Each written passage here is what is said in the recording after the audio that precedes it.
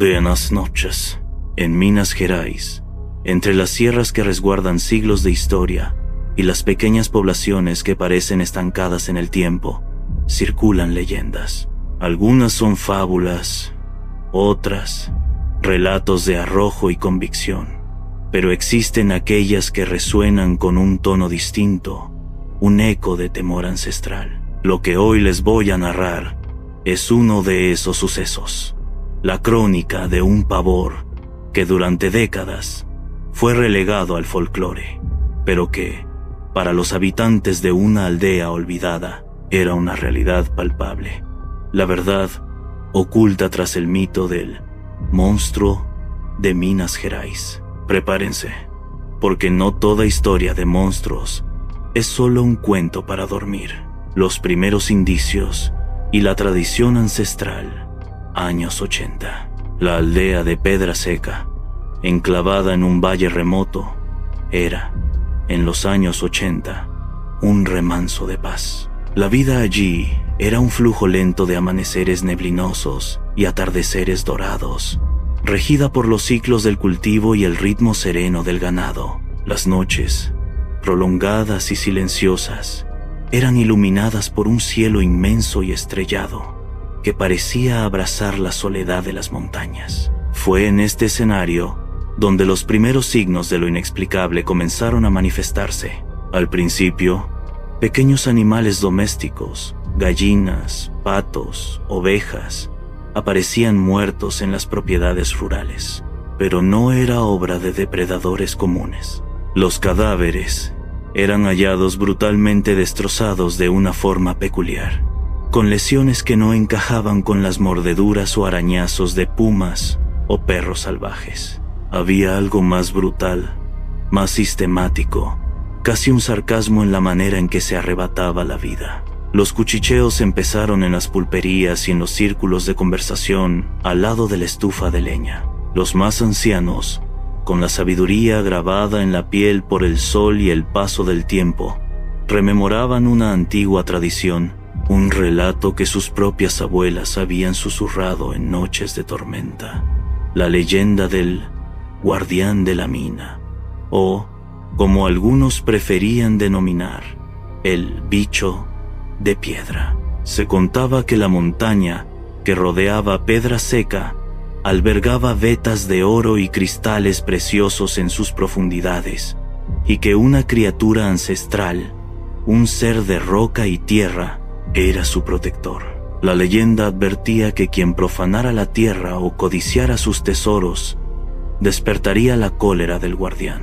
Los jóvenes, como el hacendado Marcos, entonces con 20 y tantos años, se reían de esas supersticiones. «Es algún puma más atrevido», decía, mientras los mayores negaban con la cabeza, un destello de aprensión en sus ojos.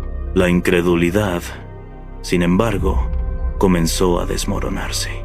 En 1987, los ataques escalaron. Ganado mayor, caballos y bueyes empezaron a desaparecer o a ser encontrados muertos con heridas horribles, marcas de garras inmensas que parecían haber desgarrado carne y hueso con aterradora facilidad.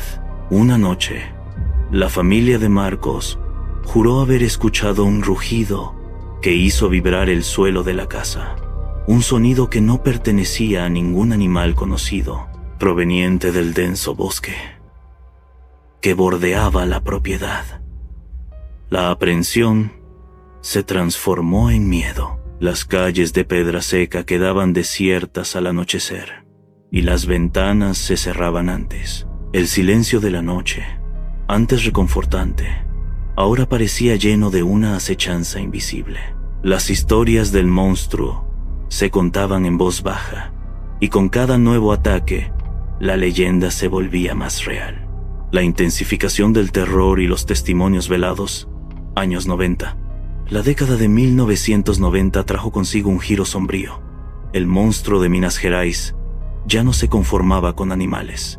En 1993, un joven cazador local, conocido por su audacia y por ignorar las advertencias de los mayores, sobre no internarse en el bosque en noches de luna llena, desapareció sin dejar rastro.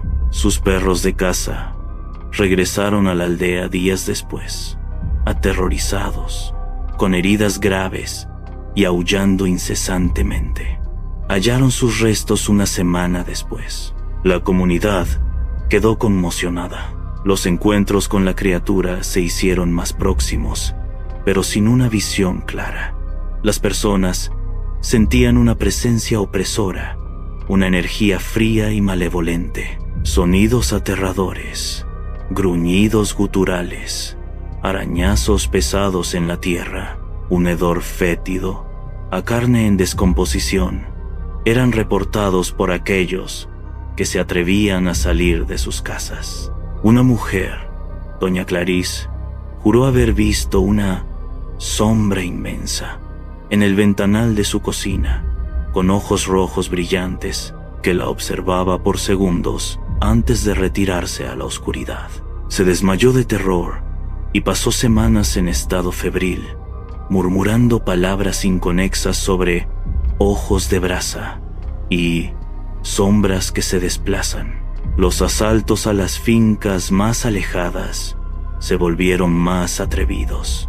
Las sólidas puertas de madera eran violentadas como si fueran de cartón, las ventanas destrozadas y los interiores revueltos con una furia incomprensible. Las autoridades regionales, llamadas para investigar, llegaban al pueblo con aire de superioridad, pero no encontraban más que desolación y un miedo arraigado. Atribuían los incidentes a malhechores o a fieras, pero la población de Pedra Seca, unida por el pavor, conocía la realidad. Se sentían desamparados, solos frente a una amenaza que nadie de fuera parecía dispuesto a reconocer. La incredulidad de las autoridades solo aumentaba la sensación de impotencia de los habitantes.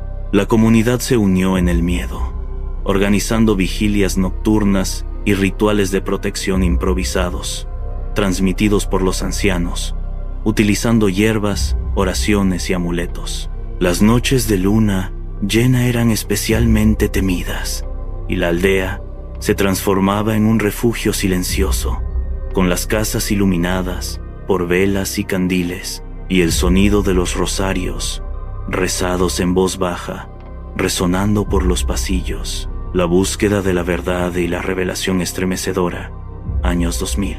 Fue en este contexto de temor y resignación que Daniel, nieto de Marcos, el hacendado de la primera parte de la historia, decidió regresar a Pedra Seca en 2005.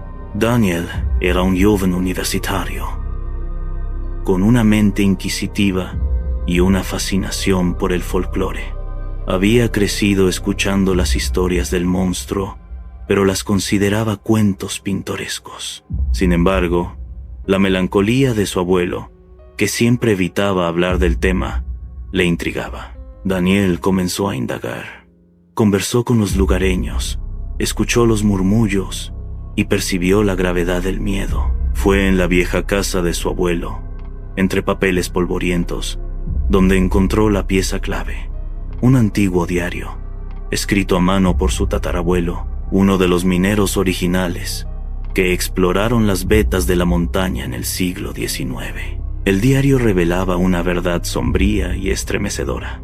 No se trataba solo de una criatura protectora. El diario narraba cómo, en su afán por la riqueza, un grupo de avariciosos mineros, incluido su tatarabuelo, había encontrado una mina particularmente rica, pero maldita. Para dominar la montaña y sus riquezas, realizaron un rito profano, evocado de un añejo volumen hallado en la propia explotación. Convinieron un pacto con una deidad ancestral que prometía fortuna a cambio de una retribución. El precio era la transfiguración de uno de ellos en un guardián maldecido, un ser mestizo ligado a la elevación, cuya misión era preservar sus tesoros e, irónicamente, sancionar a quienes quebrantaran el acuerdo o la tierra. La criatura no era un simple monstruo, era la culminación de una ambición desmedida, un ser de dolor y venganza, encadenado a un destino infernal. El diario detallaba las desapariciones de los mineros que intentaron romper el pacto o que simplemente se volvieron prescindibles para la entidad. Los ataques en Pedra Seca no eran arbitrarios. La criatura reclamaba lo que le correspondía o castigaba la constante invasión de su territorio por quienes intentaban explotar lo que era suyo. Daniel localizó el emplazamiento de la mina descrito en el dietario, un sector concreto y aislado, con formaciones rocosas de aspecto singular, marcadas por extraños emblemas que su tatarabuelo había dibujado. Con el apoyo de uno de los guías locales más dubitativos, consiguió llegar al paraje. Allí, entre las rocas, Daniel encontró vestigios de los ritos, y la sensación de malicia era palpable. Fue entonces cuando Daniel, en las profundidades de la mina, tuvo su propio encuentro. Un gruñido resonó desde las sombras, y una figura inmensa, con ojos rojos incandescentes, emergió de la oscuridad. No era un animal, era una criatura de proporciones grotescas, con miembros desproporcionados y una piel que parecía roca y carne al mismo tiempo. Había algo de humanidad en su mirada, un dolor ancestral mezclado con la furia. Era el monstruo de Minas Gerais. Daniel no tuvo tiempo de reaccionar. El monstruo lanzó un aullido ensordecedor y embistió. Daniel, aterrado, logró rodar a un lado y escapar por una estrecha grieta en la roca. Corrió como nunca, sintiendo el aliento de la criatura en su nuca, el eco de su gruñido persiguiéndolo por los túneles oscuros de la mina. Logró salir, pero la visión de aquel ser, la verdad detrás de su existencia, lo marcó para siempre. El legado de una verdad inaudita. Daniel intentó difundir su descubrimiento. Presentó el diario, las fotografías de los símbolos en la mina, su testimonio. Pero, como era de esperar, fue desacreditado. La comunidad académica lo vio como un joven impresionado, y las autoridades como alguien que intentaba inventar historias para llamar la atención. El diario fue considerado una fantasía, y las marcas, atribuidas a formaciones rocosas naturales. El monstruo de Minas Gerais sigue siendo una leyenda para el mundo exterior, un cuento de folclore para turistas e investigadores superficiales. Pero para los habitantes de Pedra Seca es una realidad fría y aterradora. Ellos conocen la verdad. La criatura aún merodea las montañas, protegiendo sus secretos, recordando a todos el precio de la codicia y las consecuencias de inmiscuirse con fuerzas que desafían la razón. La leyenda del monstruo de Minas Gerais no trata de un ser mítico, trata del coste de la ambición humana y de lo que ocurre cuando el hombre profana lo sagrado. La verdad detrás de la leyenda es mucho más oscura que cualquier cuento de hombre lobo, pues revela que el mayor monstruo puede ser la propia naturaleza humana. Y en algunas noches, cuando la luna llena baña las sierras mineras, los habitantes de Pedra Seca todavía oyen los gruñidos lejanos, un recordatorio de que el guardián maldito siempre está vigilando. Buenas noches.